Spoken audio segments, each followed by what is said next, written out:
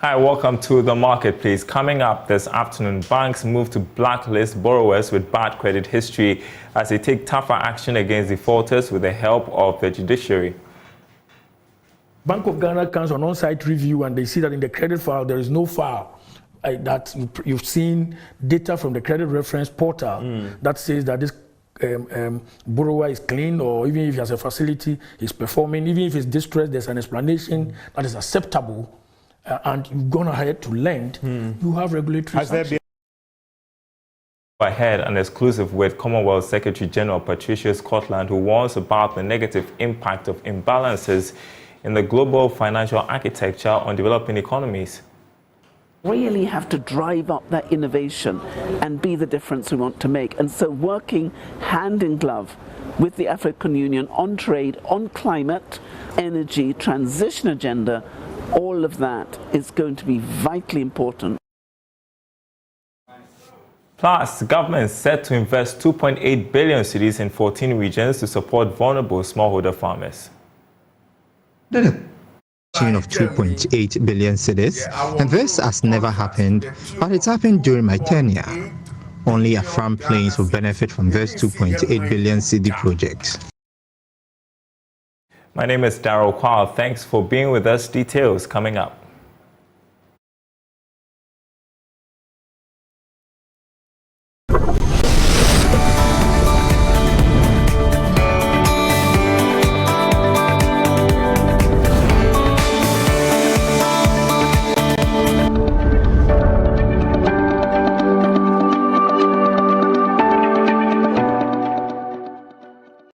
Thanks for staying with us, everyone. First up, borrowers with bad credit history will not be able to secure new loans from financial institutions. Commercial banks are working with the judiciary to punish defaulters to serve as a deterrent to other borrowers. This is part of several measures being implemented to deal with the high loan default in the country. John Ewa is Chief Executive of the Ghana Association of Banks. He has been speaking on PM Express Business Edition. Until people have or people believe or know that when they default, the consequence can be dire. You will not be able to borrow from any bank, and the recovery effort from the bank can be swift because it will be aided by the institutional structures like the court system, Lands Commission, registrar of companies, EPA, all the other institutional arrangements that we have to facilitate and enhance the credit culture in the country. If we are all working in sync, then if you know, as Mr. George Wiafi, that Kwabena Mensah went to Bank A to borrow, and the consequence is that this house has been sold within a record time. When you are borrowing and your house is a collateral, you know that you cannot mess up because the system will catch you up, and that will improve the credit environment. That's what has happened elsewhere. It's not like the banks are not sanctioning the right credits. The default in a greater percentage of the time is coming from the borrower. Yes, the borrower may also face some challenges because of economic circumstances, business disruptions, supply chain disruptions. They can also have cash flow challenges. But overall, the inhibitions and the stumbling blocks and the hurdles that are put in the way of banks in their recovery efforts really contribute to that kind of situation that we have in the country, where people borrow and they decide that whether we pay or we will not pay. I have been to court as a witness where somebody owes a bank significant amount of money, was asked, how much can you pay? I can pay 100,000 a month. Okay, case closed, 100,000 a month. How long would this take when somebody owes you 20 million and he says I can pay 100,000 a month? So these are very real facts. And if this person goes and the court says no, then the bank is mandated to sell whatever they can touch and attach to you. All right, that was Chief Executive of the Ghana Association of Banks. And speak of loans, Easeway Savings and Loans says it is poised to provide customers with an array of digital financial solutions to choose from. At the company's rebranding ceremony, Chief Executive Raymond Kwachi Bismarck said the company intends to increase financial assistance to people in the informal sector and small and medium enterprises.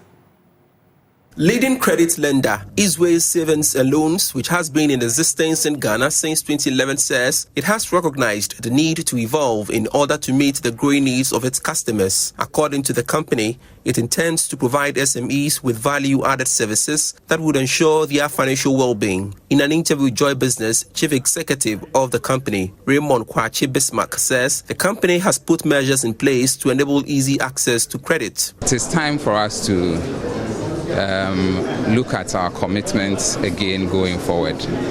As part of this exercise, we have looked at our purpose in this market, and we feel there's a need for us to look at additional target markets for what we do. The purpose is basically to inspire progress in all stakeholders. And obviously when you are looking at your stakeholders, you start from your customers because they are the reasons why we exist. We want to develop products and services, to develop digital products and services that will meet the needs of our customers. No, so it's a new era. Easway is no longer just a payroll lender. It's a payroll lender that can do many things. We have installed different products and services, solutions we are putting together for SMEs. We are looking at different products and services for students, young families. These are payment solutions, insurance, investment, savings. And on top of this, most of these services will be backed with credit. Group Chief Marketing Officer Ashish Suglulam pledged the company's commitment to ensuring that customers have relevant finance options. When you look back behind you and you look how far you've come, and then when you look forward ahead and you see how far you can still go by just being a little bit better each day, that's what progress is, and that's what we want to inspire. So in our refreshed logo, we've actually got a unique icon. We will own this and we'll bring it to life across all our executions, and we call it the progress pointer. You've actually already seen it. It's been in a few of the slides. But when we reveal the logo to you, it'll be clear where it comes from and what it signifies. But to us, it symbolizes helping our customers get from where they are to where they deserve to be. We want to be with our customers along every step of the journey. Raymond mentioned that we want to serve the underserved and walk journeys with our customers. As Easway, we want to provide customers with relevant financial solutions to help them progress along their journey of life. The company has served over 150,000 customers in the last 13 years.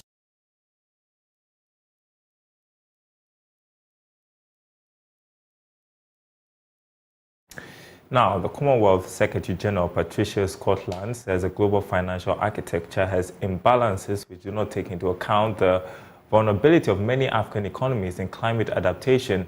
She spoke on the sidelines of a presidential dialogue on African Union financial institutions at the just ended AU Summit in Addis Ababa, Ethiopia. If you look at what happened on trade during COVID, we were really delighted that our trade stayed steady and then grew. And when we looked at why it grew, we understood that $141 billion of the $721 billion came from digital trade. And the people who are trading digitally are mainly young people and women. So we really have to drive up that innovation and be the difference we want to make. And so working hand in glove with the African Union on trade, on climate, on the CSET agenda, which is our Commonwealth Sustainable Energy Transition Agenda, all of that is going to be vitally important if we're going to thrive.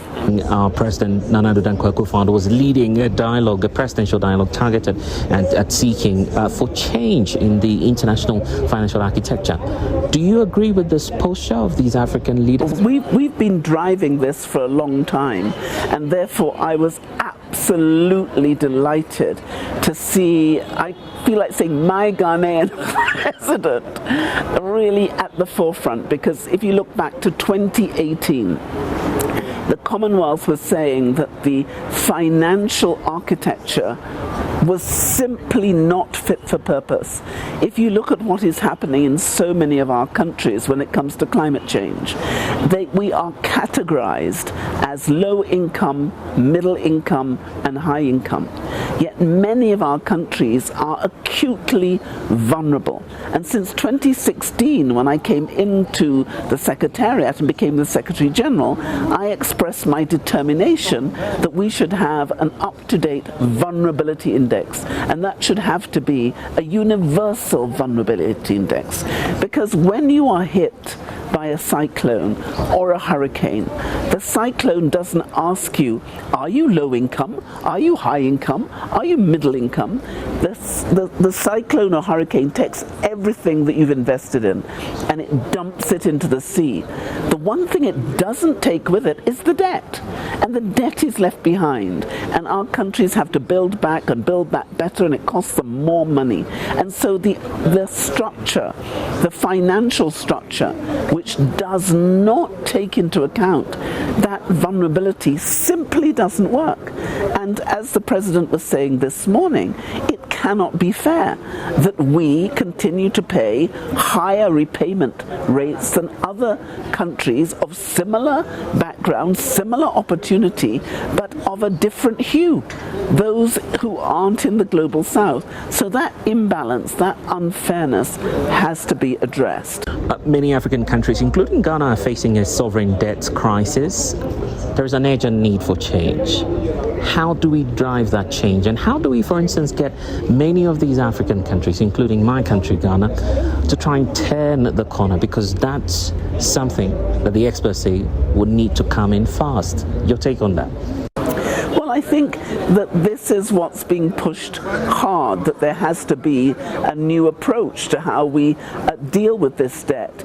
If you look, there is a direct correlation for many of our countries between the climate disasters and the current debt situation. Until recently, that wasn't absolutely acknowledged. So all of that has to be taken into account. And we are looking at how you restructure debt. We have Meridian, which is the debt management system in the Commonwealth, which deals with both public debt and private debt. And from looking at that data, we can see the trends and how we can help to turn it around. So the arguments that are being pushed very hard with the World Bank and with the IMF have to continue, and it is right. And I'm pleased, as President Ruto mentioned today, that now people are listening. So the fact that Africa and the Commonwealth in particular have been solidly pushing this issue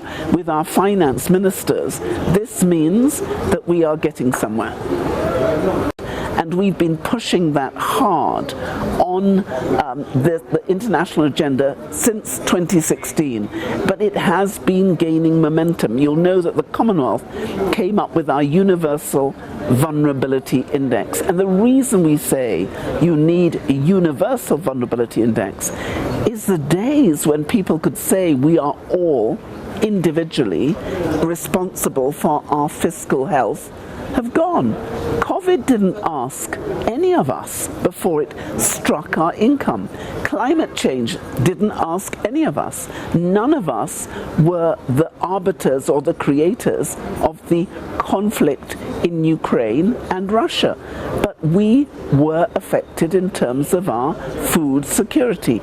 So these exogenous shocks, which are beyond our control, have to be taken into account. So I agreed with absolutely everything that was said. It is absolutely in alignment with what we are doing on the vulnerability index, and it's something that we will continue. So I did agree without reservation on what all our members said this morning.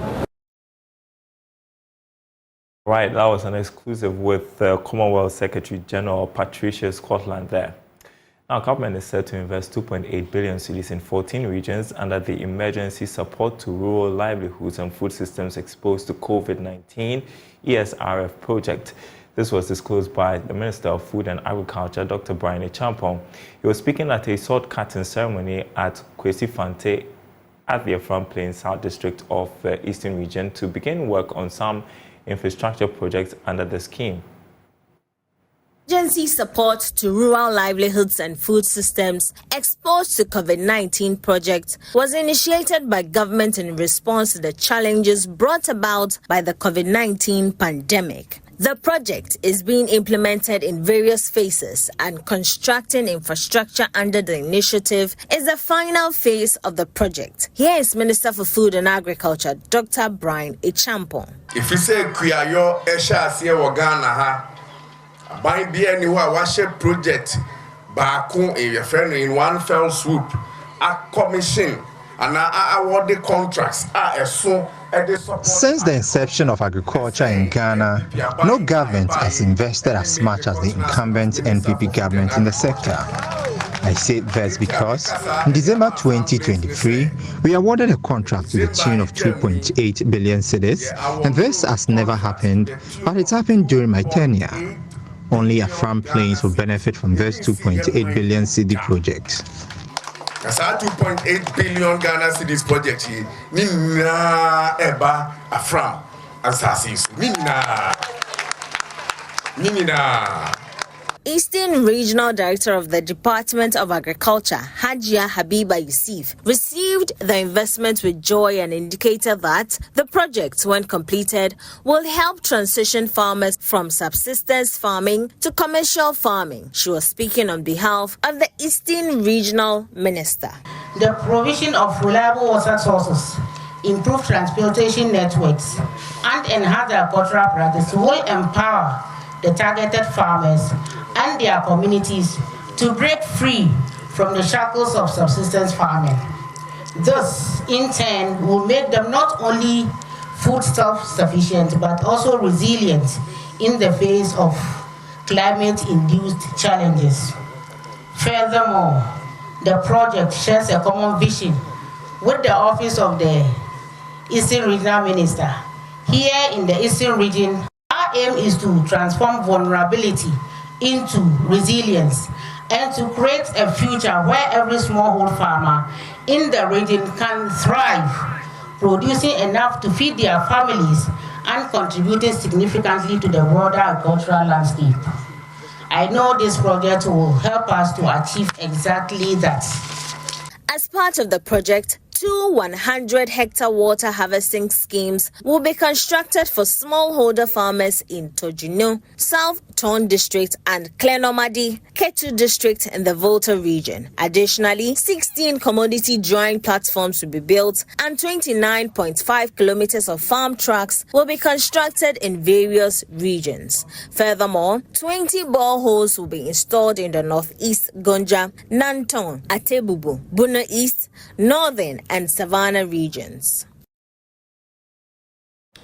Now, the transition from print to digital has reshaped the publishing industry, marking a shift towards online platforms as the future of publishing.